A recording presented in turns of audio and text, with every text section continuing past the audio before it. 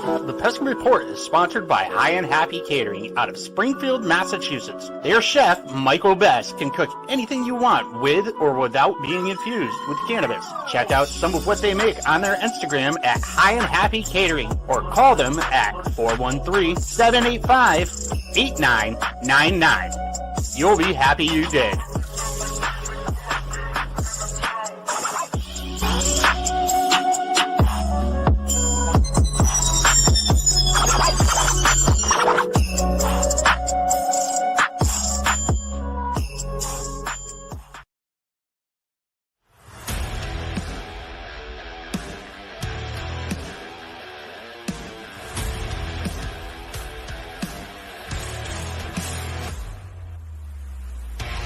Welcome to the Pesky Report, a podcast for Red Sox fans.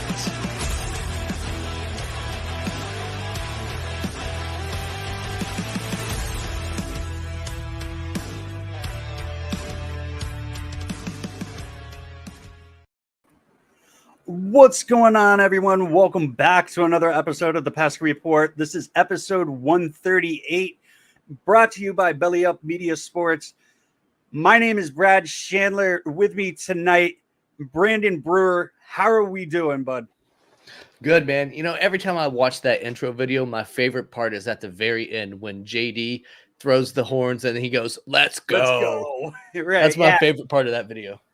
Is it your favorite part of the video because you put that there when you created the video?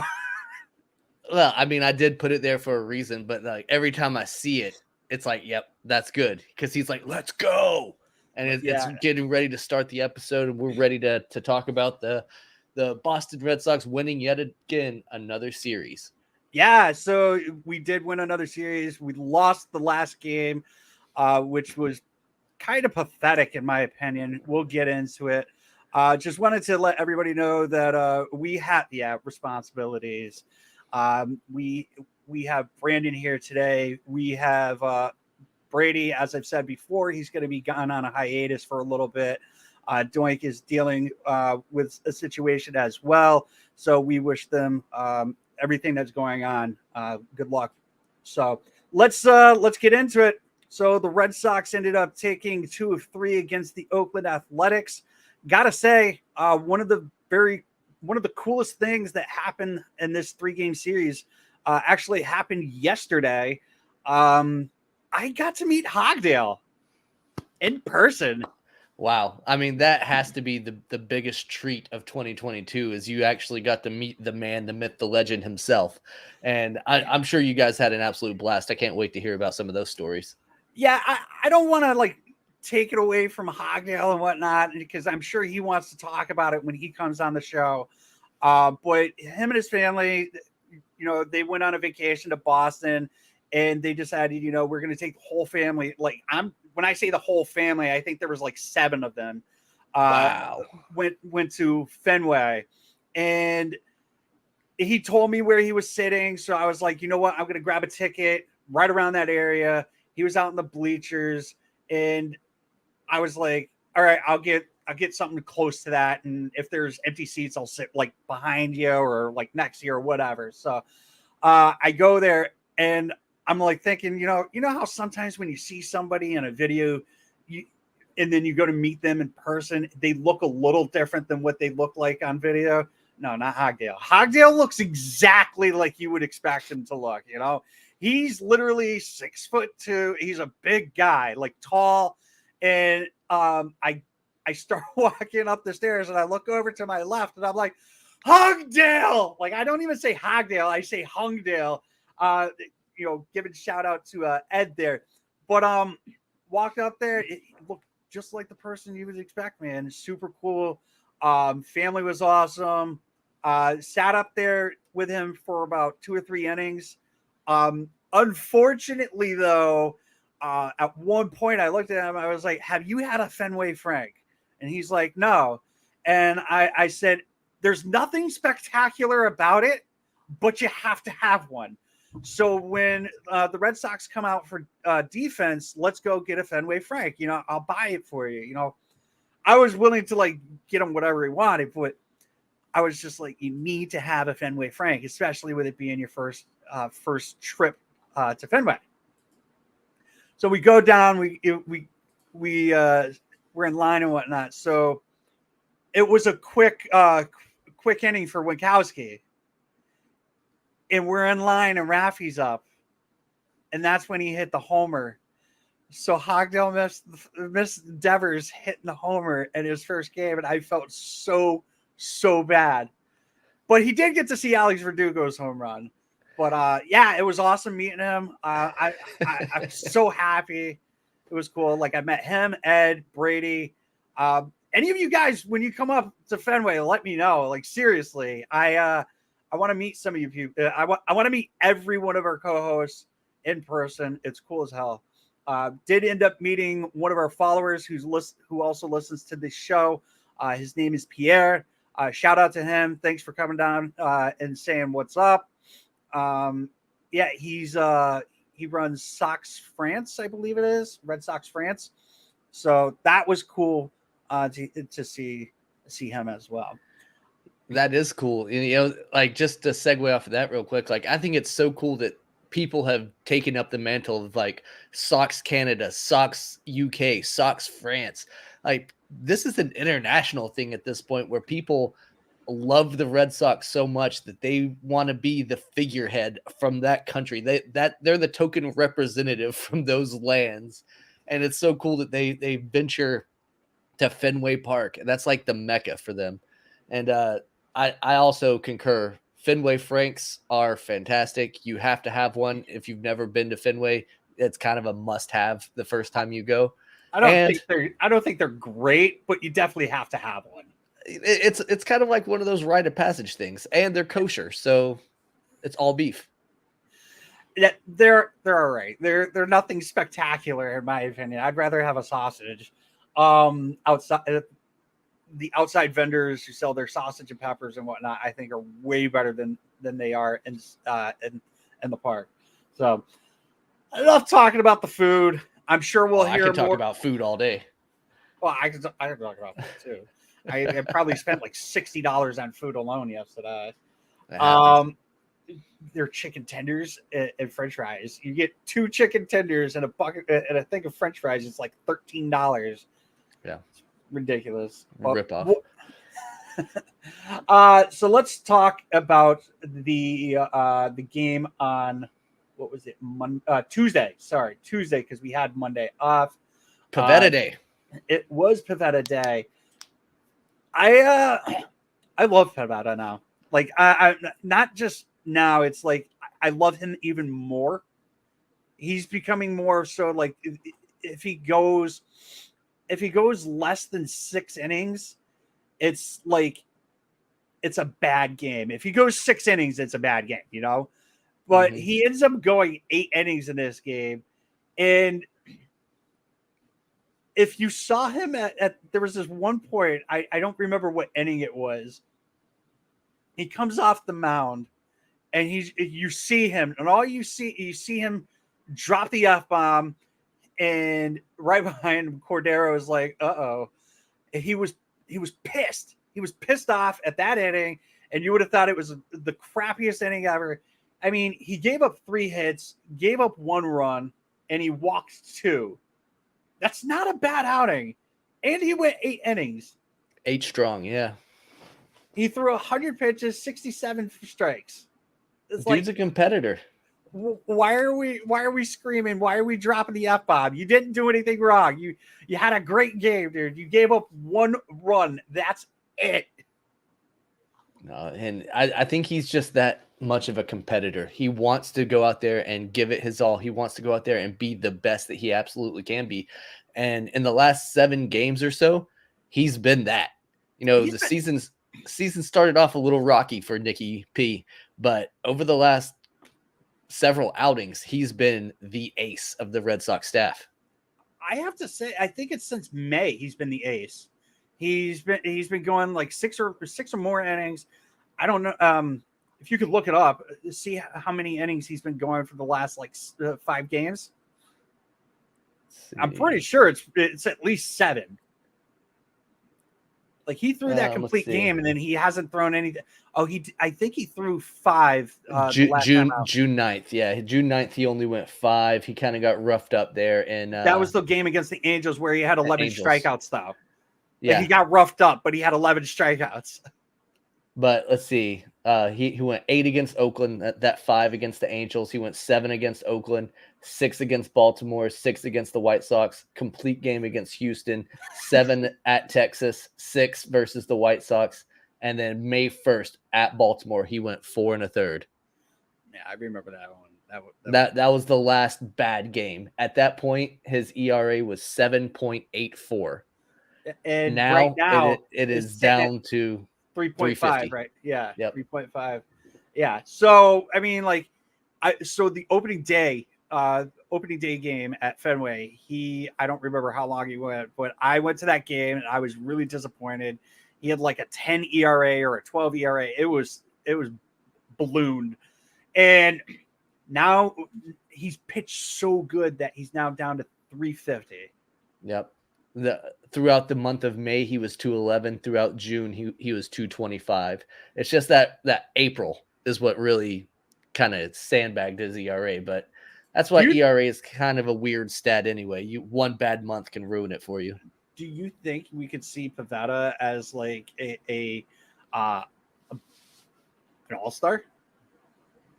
I think so. I think he's definitely checked a lot of the wickets for that. He's 72 strikeouts on the season. He's hovering at a little bit over a 1.08 WHIP. ERA, like we said, is 3.50. I mean, he's got a complete game under his belt, which is more than the majority of MLB pitchers can even say right now. And the Boston Red Sox have 3 of those on the staff, which is phenomenal. Yeah. And one of them by Waka. That one's probably the biggest shocker. In my opinion. Yeah, huge shocker. I could see Nick Pivetta being an all-star. I don't think he would be the starter. I think, unfortunately, that's going to be Nestor from the Yankees. Honestly, if it isn't Nestor, like shame. He's been lights out. Yeah, it's been crazy seeing what he's been doing. Also, speaking of the Yankees, Red Sox legend Ryan Weber is pitching for the Yankees. Has been pitching for the Yankees tonight. Red Sox legend Ryan Weber. Not something that I ever thought that I would hear or even utter the words myself, but yeah, I guess so. So I found this out because one of our followers, he's one of the guys that always posts up videos for the homers and whatnot. Dillard Barnhart, he had posted up. He was like, Ryan Weber has some ridiculous horizontal movement on his fastball. And then one of our followers made a post. He commented, has anyone compared him to Greg Maddux yet? Because that's all Eck did when Weber was up with the Sox. Yeah. Oh, Eck. Sometimes his takes can be pretty bad. Could be. But speaking of bad pitchers, Phillips Valdez ended up coming into the game, and I'm sorry, but I don't feel comfortable with any lead with Phillips Valdez. It's like he comes in, he gives up a hit, he walks a batter. It's like, bro, you are up.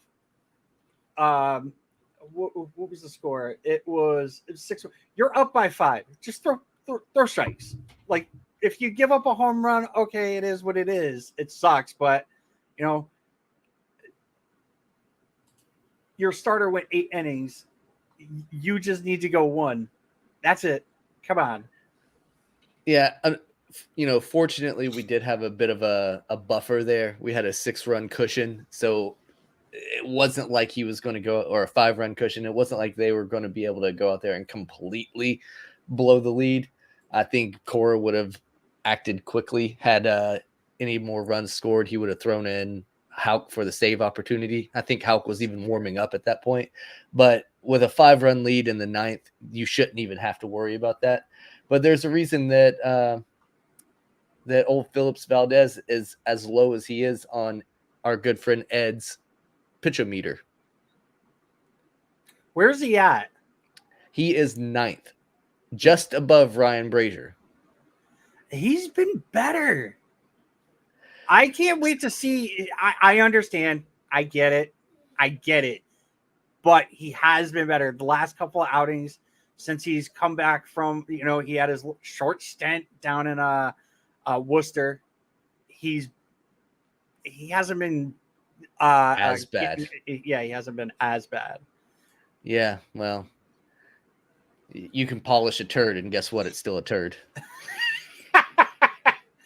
I mean, touche. And the thing with Phillips Valdez, though, is I remember back in like 2020, like this dude was the only guy that I trusted coming out of the bullpen for a long stretch. And now all of a sudden, like he can't throw a strike to save his life. And we also had Ryan Weber on our team in 2020. We had Michael Red Kickham. Sox legend. Yeah, Red Sox legend. Then we had Michael Kickham, which I absolutely hated him. Zach Godley, he was terrible. He was terrible. He was a grunter, but he only threw like 80 miles per hour. And Rich I Hill. love it. Hey man, I don't care. Rich Hill can grunt all he wants. That dude's old. So it probably hurts him every time he's throwing. Yeah. Trust me, I understand. My back hurts when I get out of bed, and I'm like almost 10 years younger than him. So I get it. But also in this game, not to take away from the magnificent pitching performance of Pivetta, but Rob Refsnyder, he turned in a pretty solid outing. He had 3 hits. All of them seemingly were line drives at infielders, which I thought was hilarious. He was that, like, if you didn't watch the game, just picture the carnival game where the ducks are going across the pond and he was just shooting at them and then they changed directions. That's what he was doing with the infielders. He was hitting rockets at these guys and he was getting on base, which was awesome to see. Yeah. Also, I believe the Devers ended up hitting a home run. He did. Yep, home run. He had 3 RBIs in that game, so that was his third game in a row that he had hit a home run. And on Tuesday, he hit another home run, so that was 4. We were hoping he was going to get a home run today. Unfortunately, he didn't. Unfortunately, like no one showed up when it came to at bats. Franchi got hit by a pitch. JD had a home run. Rafi had a home run. It looked good, but we've got to start talking about Trevor Story and the fact that he's cooled off tremendously. He went and got 9 home runs in the month of May, and then now it's back to what he was in April. Yeah, you're absolutely right. He was nuclear in the month of May, and I think in this series he struck out like 6 times or so. He has not looked sharp at the plate. Whenever he is up with runners in scoring position, it always seems like it's just going to be like a little like dinky ground ball to second base to set up an inning-ending double play or just a force out to end the inning. And he just has not had any confidence at all this month. Yeah, he struck out 6 times. He struck out. How many times he struck out on Tuesday? He struck out twice Tuesday, once on Wednesday, and 3 times today. It's almost coming to the point to where it's like he's an automatic out again. Yep. And I mean, we knew coming into the season that this is a guy that he will strike out. Like, that's not a surprise to anybody, but the frequency at which he is striking out is a bit alarming. Yeah, it's like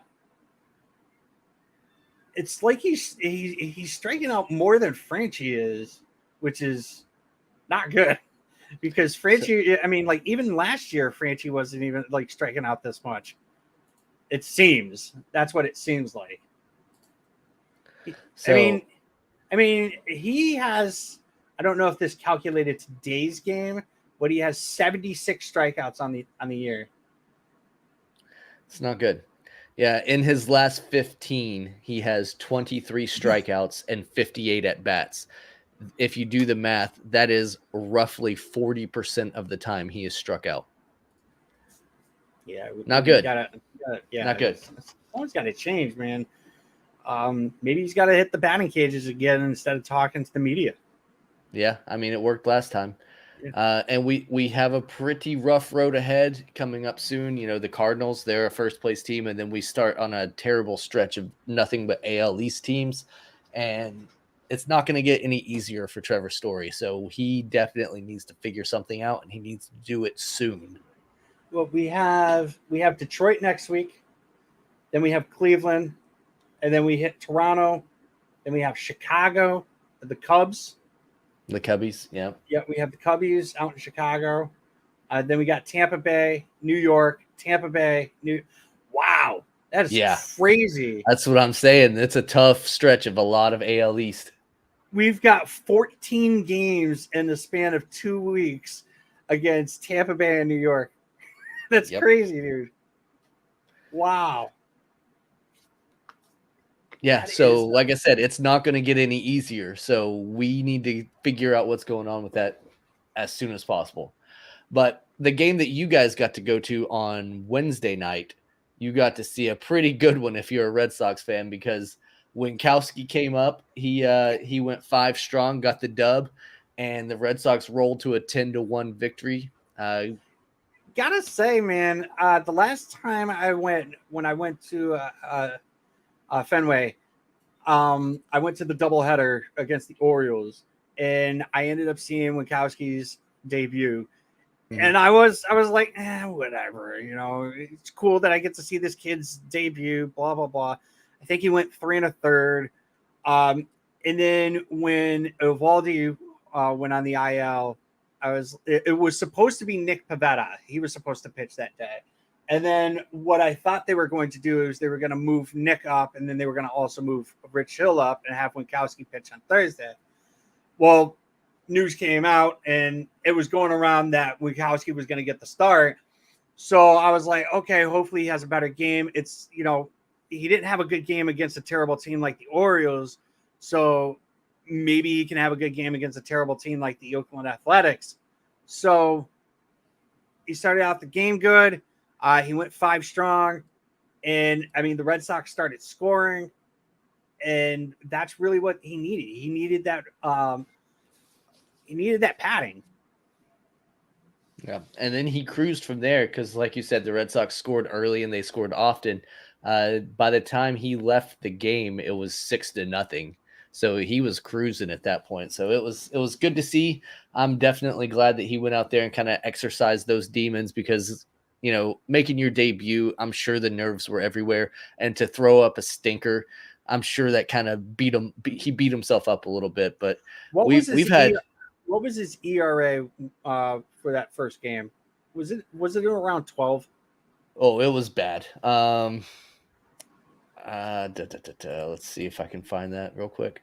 But we've had a lot of success lately with these guys coming up from Worcester and making these spot starts. They've been doing very, very good for us. Crawford did it on Sunday. Yep. He did good. I can't wait to see Bayo, if that's how I think that's how you say his name, Bello, Rayon. Yeah, I can't wait to see him because he went and threw another. He had 8 more strikeouts. Dude's a monster. He is an absolute machine. Yeah, you're right. From May 28th, his start against the Baltimore Orioles, he had a 12 ERA. Yes, and he did so good. He's down to a 4.50 ERA. So yeah. He gave up no runs. He had 4 hits. He gave up 4 hits, 3 strikeouts. Threw 79 pitches, 52 for strikes. He looked good. From where, you know, I can't say he looked good because I'm like far away and I can't see it like everybody else does when they're watching it on TV. But he looked good. Yeah, from my point of view. 5 innings pitched, shutout ball. Yeah, we'll take that. Absolutely. Every day. Diekman came out and then he immediately gave up a home run I was like, go figure, Deke. Um, Yep. It so, happens. yep, Sophomore comes out. He goes an inning, gives up 2 hits. Brazier comes out. I He turned off my goes, TV. fuck you. Brazier comes out. He struck out 2. He struck out 2, gave up no hits. Yeah, I mean that is a definite improvement over what he normally does. Tyler Danish comes out and finishes out the game. I gotta admit, I'm gonna be totally honest here. Didn't even know Danish was in the game at all at that time. So there was one thing that I really wanted to talk about, and it's the etiquette and at a game. So like I understand like personal talk and whatnot.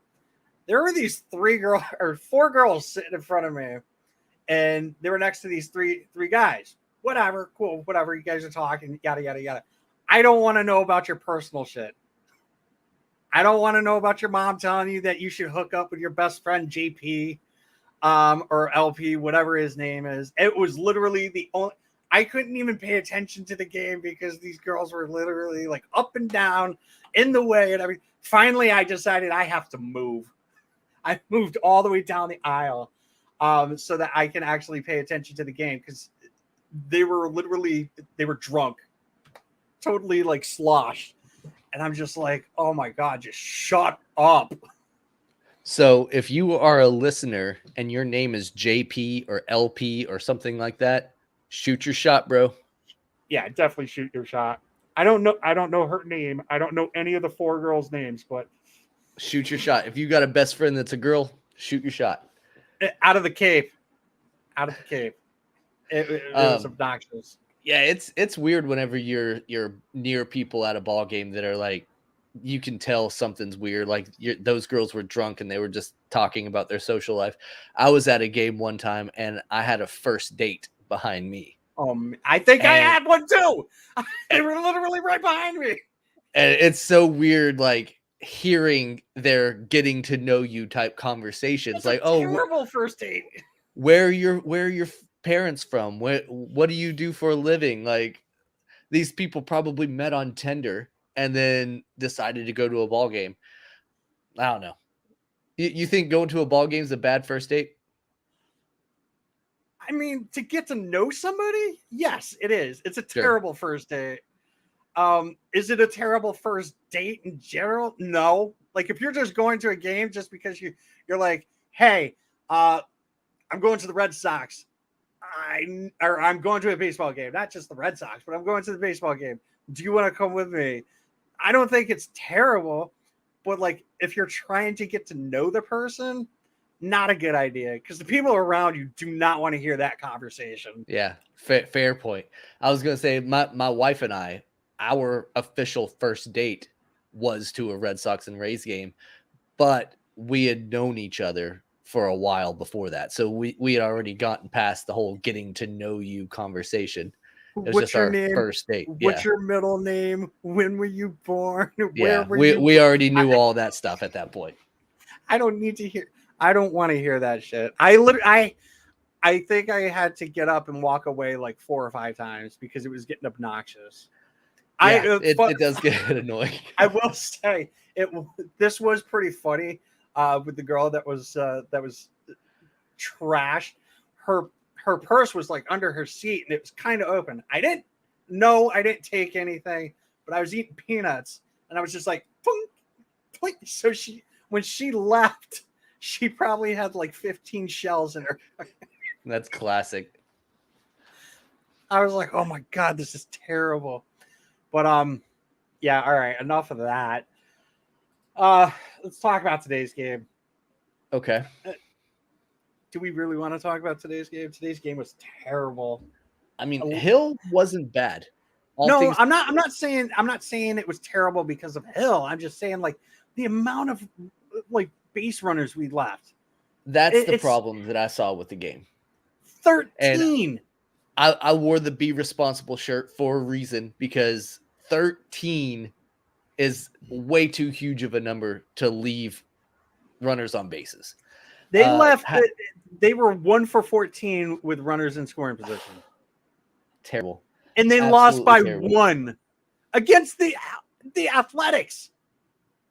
And there were multiple times when they would have a runner on third base with less than 2 outs and couldn't get them across. There were multiple times when the bases were loaded and then somebody would strike out and then pop out or ground into a double play or it just or strikeout story. Yeah. It just not good at all. And Devers' home run streak was broken today, which is a sad day for all of us, but and Devers picked up an error on a play. You know what though? It's his 8th. I get it. Some people are pissed off. They were like, "Oh, this is why you." I've mentioned this before. The people that are like, "Oh, this is why you don't pay him $30+ million a year." No, dude, he's been playing phenomenal. See, I'll say I've said it once. If I said it once, I'll say it 1,000 times more. There's a reason why they call it the hot corner. And honestly, I didn't think that play warranted an error. It was a bullet that happened to take a tricky little hop that went between his legs, but it was hit so hard that it went all the way out to Verdugo. Oh wow! Like it wasn't like a dribbler it wasn't like a Buckner play where it was a dribbler down the line. It was kind of a rocket down the line, and this is immediately after Devers had made a fantastic play. Like he made a play where he laid out and dove and robbed a base hit. So I think the error was kind of not warranted. I don't know. Can we discuss Duran with his drag bunt? To start the game off? I absolutely loved it. I popped. So I was working at the time, so I didn't get to watch the actual the at bat until later on. But getting to see him, I when I heard about it, I thought it was down the the third base line. But when I saw it, I was like, "Holy shit! What? Like he literally legged it out, and I was like, "Holy crap, dude! That's what we need to see from him. That's what we need." It was so good because the way he bunted it, only the first baseman could have played the ball. Right, and then he just outran the pitcher. He outran the pitcher, and that's what you want out of a leadoff speedster. You want somebody that can do stuff like that. And if they were ever to do a shift on him, he could bunt down the third baseline, and he could run for days that way. That is probably one of the reasons why they won't shift on him. Oh yeah, you would be stupid too because he could lay down a bunt and be on second base before you even get to the ball. Speaking of speedsters, I know Ed's usually our minor league guy, but did you see the hit by is it Cedar Rafaela? Or Rafaela yes. Cedar? Yeah. I'm pretty terrible with the names. I posted a video. Let me see if I can't find it. Yeah, so Cedar, and I want to say this in the nicest way possible. It's not even mean. When he's up to bat, he kind of has that Mookie Betts batting stance. The bat's kind of over his head and whatnot. So he hits a ball to left field and he legs out a triple. And it wasn't like the fielder misplayed the ball or anything. Granted, the left fielder probably should have ran a little faster. But Cedar, he legged out a triple to left field. You don't see that often. No, that's probably the hardest place to get a triple without any kind of an error or anything like that. Let's see, I've got the video right here if you want to put it up. Yeah, you can do that. Yeah, I just got to click the right buttons. For the people that are watching on YouTube, Twitch, or Facebook, we're about to show the video for Cedar. You good? You got it? Yep. Okay. Yep. Here we go. Rossman always facing out in left field, using his entire body for momentum. This is lined up the third base side. Gazzo jumps for it. Can't get to it. Trickling all the way to the corner. Here's the throw by Freesia. The tag by Gazzo. And How did it, like, the ball was there before him, too? Yeah, that's wild. That is absolutely wild. It was just down the line. Left fielder did kind of slow, kind of played it off the wall slowly. The ball did beat him, but the tag was late. Yeah, the throw beat him. It should have. That was bad. A triple in the books. Yeah, it was. So also another thing that I wanted to talk about. We talked about it a little bit before you joined. We started recording. There has been some discussion in with Rob Manfred. We give him a lot of shit, and rightfully so. Yeah, absolutely rightfully so. But when someone does really bad, we'll shit all over them. But when they do something good, we should give them a little bit of praise. And not saying that we're going to give praise per se to Rob Manfred, a lot of praise or whatever. You're going to give him a little tiny bit of praise because there was conference today, and there are some talks about some rule changes and whatnot. There's talks. We're expecting the pitch clock to come up. He mentioned today that he's not 100% on board right now, but it has been working well in the minor leagues. We saw a game that went less than 2 hours. Brandon Walters pitched, which is crazy. It was a traditional 9-inning game, went less than two. I think it was an hour and 54 minutes or something like that. Granted, it was 6 minutes less than 2 hours, but that's still less than 2 hours. Like, I couldn't imagine going to a game and being like, I'd probably be in line getting food and be like, wait, what happened? The game's over? Yeah, trying to buy a beer and they're like, sorry, sir, it's already after the 7th inning. What? We've only been here 90 minutes. What are you talking about? Yeah, really. So the pitch clock has been doing really well in the minor leagues. So that is good. One thing that I'm pretty happy about with what they're talking about, I don't know how it's going to end up working, but they're trying to push towards their own streaming bundle. And yes, they have MLB TV, but the problem with MLB TV is, like, for me, I live in Connecticut. So if I had MLB TV and that's all I had, I can't watch the Boston Red Sox. I can't watch the New York Yankees, which who gives a fuck? I can't watch the Mets. But what they're trying to go towards is so there are no more blackouts. We've been saying it for years that we're tired of the blackouts. We need to be able to watch a game. Like, if I want to watch the Red Sox on MLB TV, I should be able to watch it. So there's talks about that. And I'm pretty happy that they're starting to do stuff like that. And it kind of makes you wonder, like, is this a reason for NESN 360 now? Mm-hmm. Yeah, I mean, that's a good point. And I definitely think they should move to something to where there are no blackouts, because we live in a day and age where a lot of people have, to steal the slogan, cut the cord from cable. We don't have typical cable like our parents had when we were growing up. Right. In my house, we don't. We have YouTube TV, which is great. It gives us everything that we need to see. We have ESPN, we have blah, blah, blah, blah, blah, all the kids shows that we have, but we don't get the local networks. And I live in Florida, so I don't get to watch any of the Tampa Bay Ray games because they're blocked out on MLB TV. I don't get the local Sun network or whatever it's called. So I don't get to watch them, and I don't get to watch the Marlins, which, I mean, Marlins doesn't really make me too sad, but for 19 games a year, 19 games a year, I don't get to watch the Rays. You don't want to see Jazz Chisholm?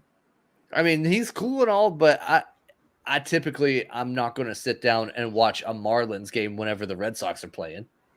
Fair enough. Well, I mean, I hope you're not watching any other team while the Red Sox are playing, unless you have, 9 TVs. Yeah, well, I mean, I do have a room full of monitors that I'm sitting in right now, so I can watch multiple games at one time. But typically, I do try to keep the Red Sox on the main screen, unless there's something like a no hitter going on with the St. Louis Cardinals. Then I might flip back and forth. That's when you start, saying on Twitter that there's a no hitter going on for the St. Louis Cardinals, and then you tag Zach. Yep, and then tune in just in time to see the bottom of the ninth with 2 outs, and then a ground rule double happen. There goes my chair again. Holy shit! Yeah, we need to get you a new chair, I think. I do need a new chair. It literally just snapped off. Whatever. I'll fix it again. Other news, we found out that Chris Sale, everybody's been talking about how Chris Sale, could come back as a closer, could come back as relief. I know Brady really was thinking, maybe we could have him come back as a closer. But I think Alex Cora basically nixed that, saying that they still see Chris Sale coming back as a starter. He has had a bullpen session. He did pitch today to live batters. I believe Kike was standing in while he was hitting like 95. I believe the other day he hit 96, which these are good things. Granted, he didn't have an arm issue. He did have a rib issue. But he's pitching. He's hitting 96. 95s, 95 consistently, I guess. And we could be seeing him go on a rehab stint soon, sooner rather than later, as long as he does not. I'll just not say it. Yeah, we don't need to put that out there in the world, but yeah, I get what you're saying. And, maybe the idea is to bring him back as a starter because that's what he's been, and they don't want to mess up his ramp up or whatever. They want to bring him in knowing like you're going to be plugged into the rotation and not set him up for failure by trying to yo-yo him around, kind of like the way they messed up Whitlock's path to being a starter. He started the season as a bullpen guy, and then out of necessity he was kind of yanked to be a spot starter that became a starter, and he's not been as good. He's not been as sharp whenever he has to go longer than 1 or 2 innings. So maybe they have learned from their lessons or learned from their mistakes there, and don't want to repeat that with somebody like Chris Sale. I don't think that something like that would mess up Chris Sale. I mean, he hasn't pitched this year, so sure. If putting him in relief is what's going to get him back sooner, okay. But I was listening to WEEI, and I forgot who it was that I was listening to, but they said that they were like, if they put him as a reliever, that doesn't make it easier because he's going to try to throw harder because he's not going to be out there as long. Yeah. Yeah, you try. You literally just you leave it all out there. You try to give it your all. So like if he's hitting 95, 96 on a consistent basis right now, and say that's what he's going to do as a starter, hypothetically, what's to say that if he was to be like some people have thrown it out there, a closer, he's going to try and throw a little bit harder because he's only going to be out there for 1, maybe 2 innings. Yeah, the only thing with that is usually the guys that are trying to throw a little bit harder than what their body is naturally comfortable throwing, they tend to get wild. They tend to be erratic. They lose a lot of the control for that velocity. And the thing with Chris Sale is, yeah, his stuff plays because he has control of it. He's able to harness the speed, and then he has that wipeout slider that he can throw with pretty good precision whenever it's on. And if he's out there trying to throw it even harder than what he normally does, you may lose all that. So I don't know if you just saw my face. I did. You kind of were like, what? Yeah. So I tend to look on Twitter every once in a while, and I just saw that Boston Strong _34 on Twitter, if anybody's wondering. posted up, "What a start!" And I was like, "What is this in reference to?" And I was like, "Oh, it's definitely got to be a Celtics thing." It's 12-2 right now in the first quarter. Granted, you still got 9 minutes left, but yeah, that is kind of a good start. Not a basketball fan myself, but I have been paying attention to this series. Yeah, I mean, anytime a Boston team is in a championship, we have to kind of pay a little bit of attention to it. And I know a lot of our Red Sox guys are at the game there tonight, so hopefully they're bringing a little bit of luck to the team. But basketball is rigged, right? It's got to be. It's got to be rigged. Honestly, man, like not trying to like change the whole subject, and every time I turn on WEEI, like I listen to that station almost daily. I hear about how like the refs are rigged to like make it so the series goes 7 games. Yeah, 7 innings. That's where the money is. Like exactly. the money is going all 7. Yeah. Imagine if a Super Bowl was like played in 3 games. Best 2 out of 3. Wow. That's not a bad idea, actually. I kind of would be all for that.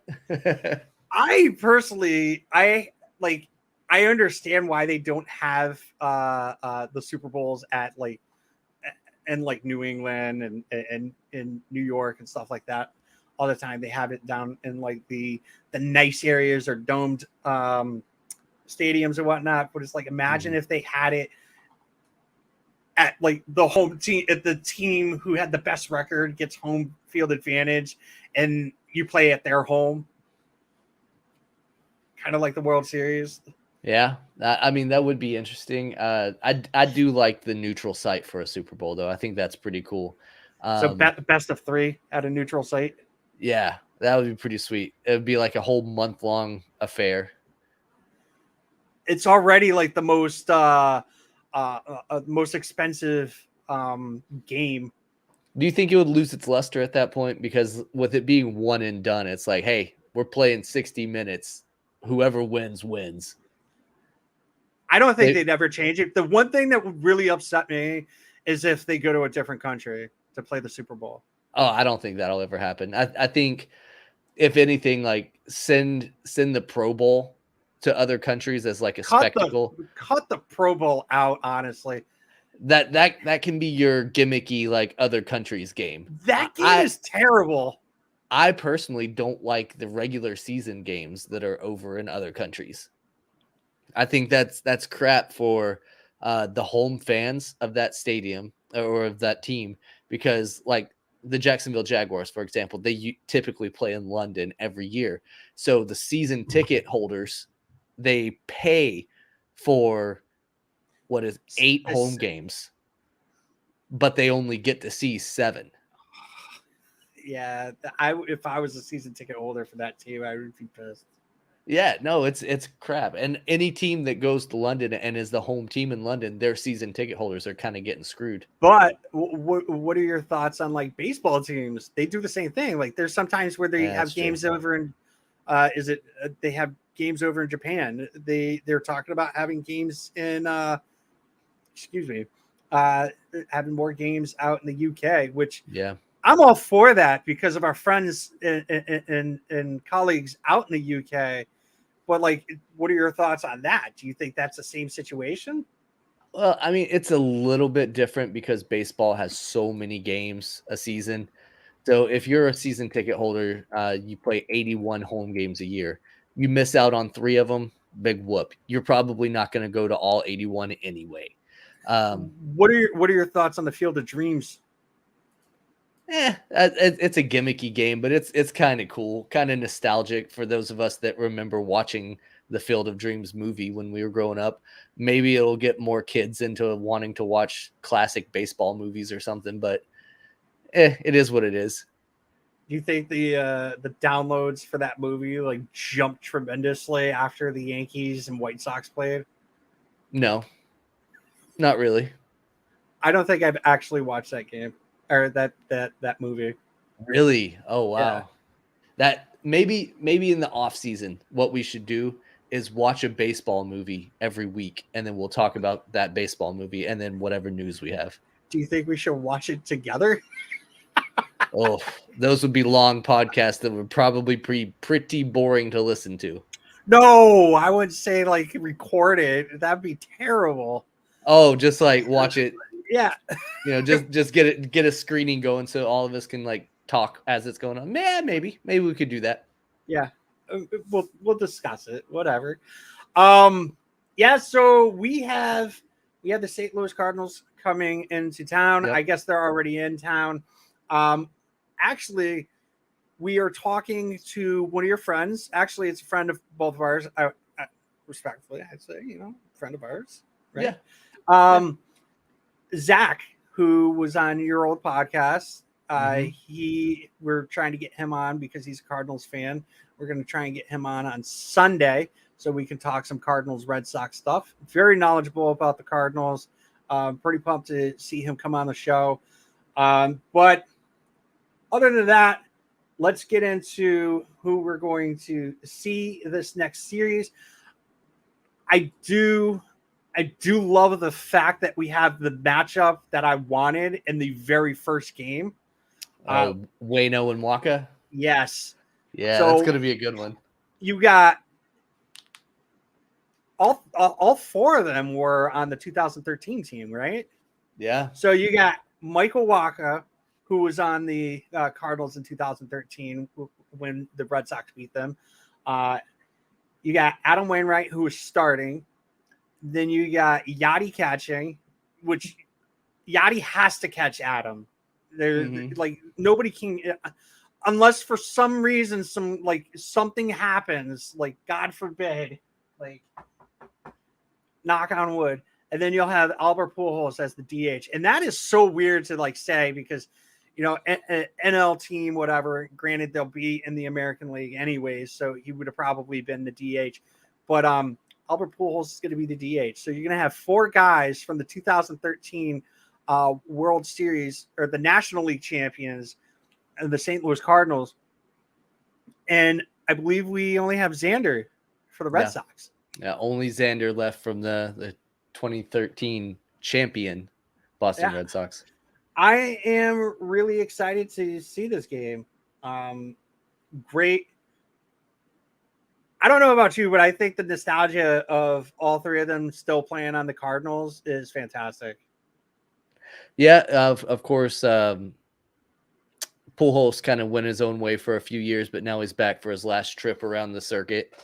I think there is no other team that he could have ended his career with. I was pretty excited whenever he came back to St. Louis. I honestly was happy for the guy. Did you see when he walked out during the spring training? Oh yeah. Standing O for spring training, yeah. I was super happy for him. After he got I believe he got DFA'd, right, from the Angels, and then he got picked up by the Dodgers. Yep. And then he didn't sign anywhere, and then he was like, you know what, I'm going to end my career with the Cardinals. That's cool. Yeah, very cool. And I think they all will probably retire at the end of this season and be eligible to go into the Hall of Fame together, which would be pretty spectacular if that all happened. Crazy. Yeah, that would be pretty crazy. Awesome. Cardinals fans would have to make that trip up to Cooperstown. Yeah, definitely. So we got Michael Waka versus Adam Wainwright. Can't wait to see see what happens during that game. The thing that really disappoints me about Albert Pujols, not the person, but he said he was retiring, but he's not getting a retirement road trip. Nobody's saying, "Oh, congratulations, here's this present," or whatever past players did. And he deserves it, in my opinion. Yeah, I agree. Next up on Saturday, we have Cutter Crawford versus Dakota Hudson. Do you have his information up?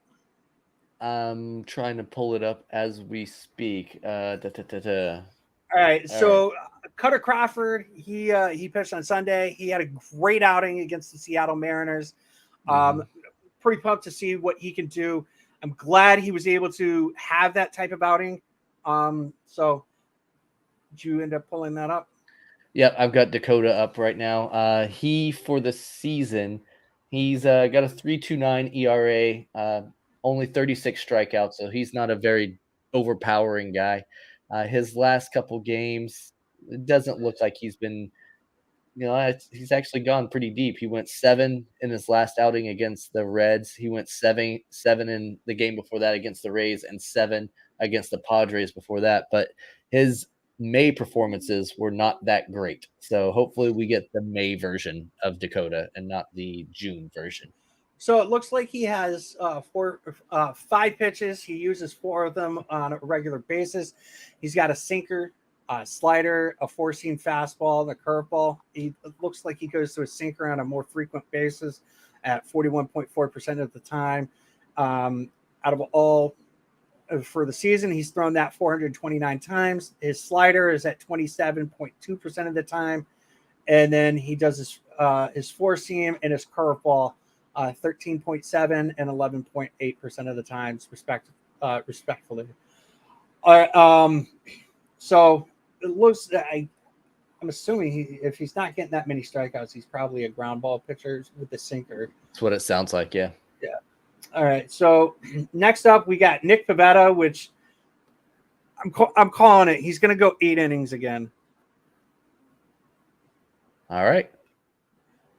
So we got Nick Pivetta. Got Nick Pivetta up against Miles Mikolas.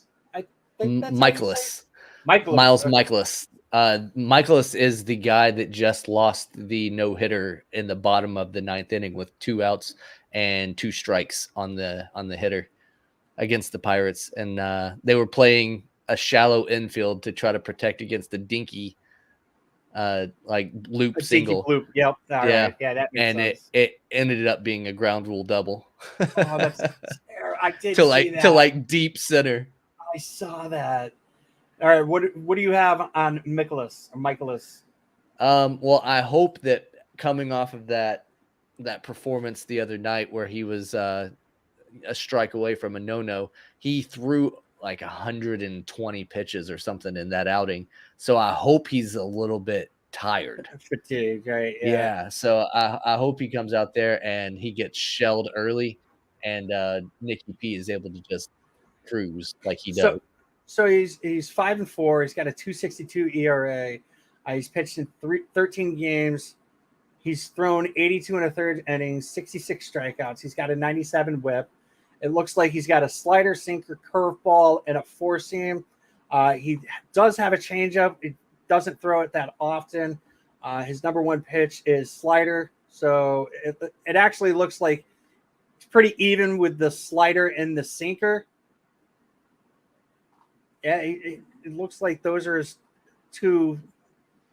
That's number 1 and 2. Yeah, and then his curve and his 4-seam are like right there. So he's thrown his slider 360 times, sinker 343 times, and then the curveball and fastball 251 and 248. So those are basically like his 3rd pitch right there. So hopefully, we don't leave runners in scoring position. I hope they're responsible. Be responsible. That's all you got to be. Win the series. All right. So before we end up leaving, I do want to talk about one thing that I think was pretty disrespectful on one of the big writers. I know that we try to do when people are talking about the games and the players and whatnot, we tend to talk about some personal stuff when it comes to the players and whatnot. News came out during the week that Eduardo Rodriguez, who now plays for the Detroit Tigers, has decided that he's not going to be coming back with the team because he has some personal issues that he has to deal with. That is all we needed to know. There is nothing more that we needed to know. Unfortunately, there was a writer out there that decided that it was everybody's business to know what had happened. I'm not going to talk about it because I personally think it was disrespectful. We really need to try to be mindful that these guys are human beings, and if they really wanted their stuff to be out there, they would let people know. Eduardo Rodriguez did not want people knowing his business. I'm assuming that he didn't want people knowing his business. And for John Heyman to come out and do what he did, I thought was probably one of the most disrespectful things he could have done.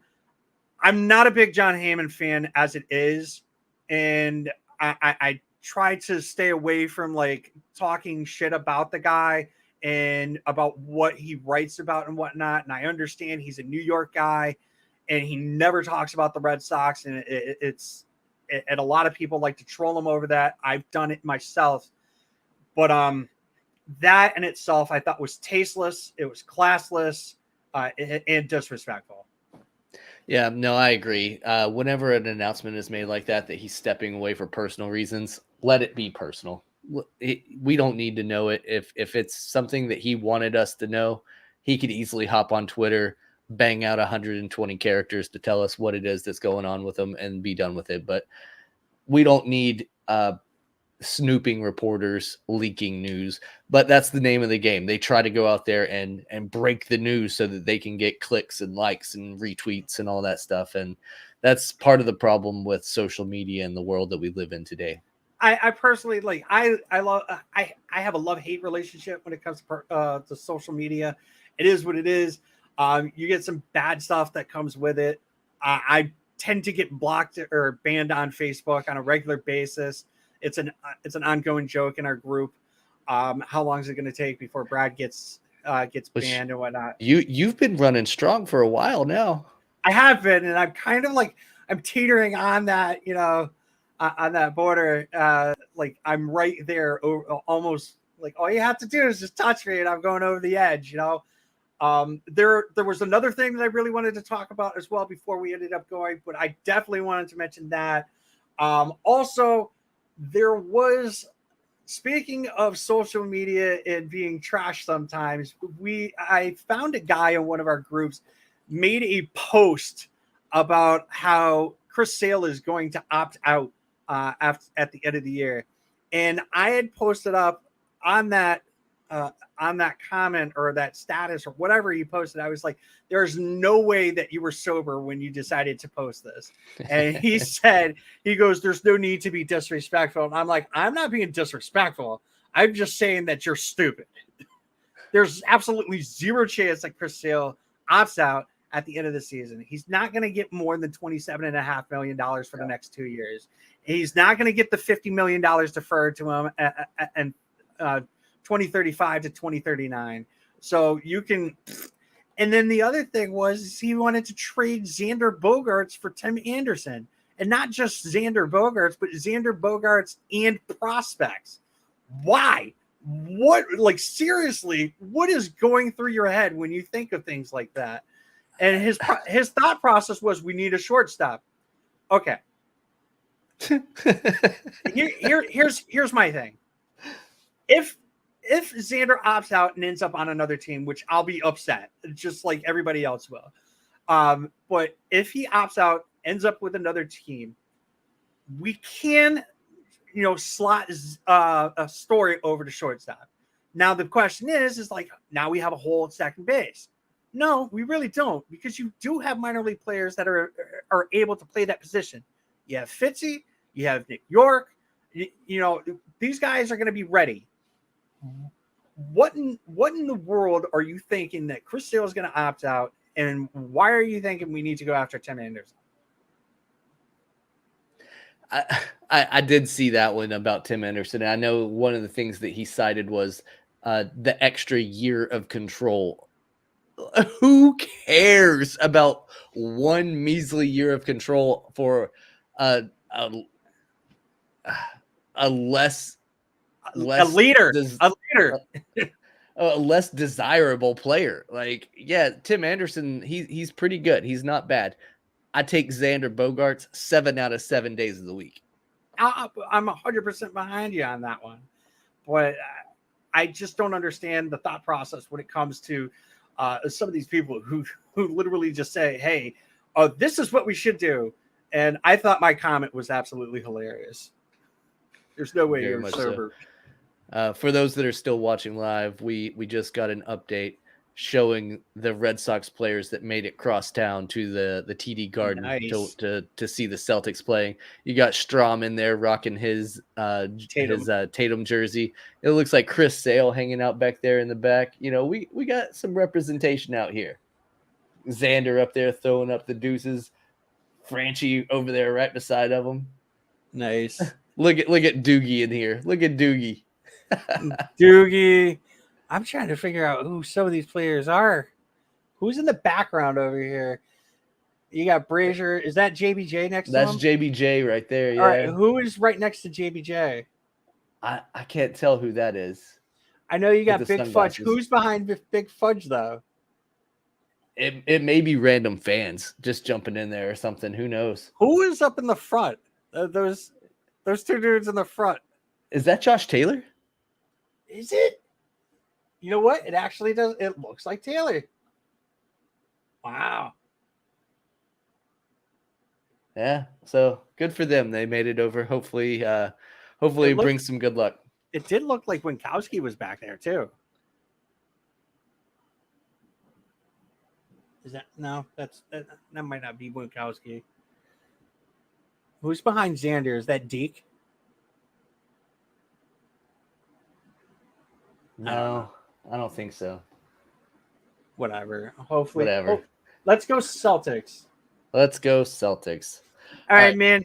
You got anything else that you wanted to add before we end up? All right. Now buy a shirt. All right. Yeah. Go ahead. Go to our store. Go buy a shirt. You can go on our Twitter account. We have a link on our Twitter account for our merch. It's I'm not even going to say it because it's like hyphen. So Yeah, you can find us on go My find Spread it. Shop. It's on our Twitter account. It says merch in our bio. So go ahead and go check that out. All right, Brandon, thanks so much for coming on, dude. I will see you on Sunday. Everybody else, take it easy. Peace. Thanks for watching. Make sure to follow us on Instagram, Twitter, and Facebook at Pesky Report. Make sure to like, subscribe, and leave a review. Thank you for listening to this Belly Up Sports Podcast Network product. Some said we go belly up, so we made it our name, and we're still here.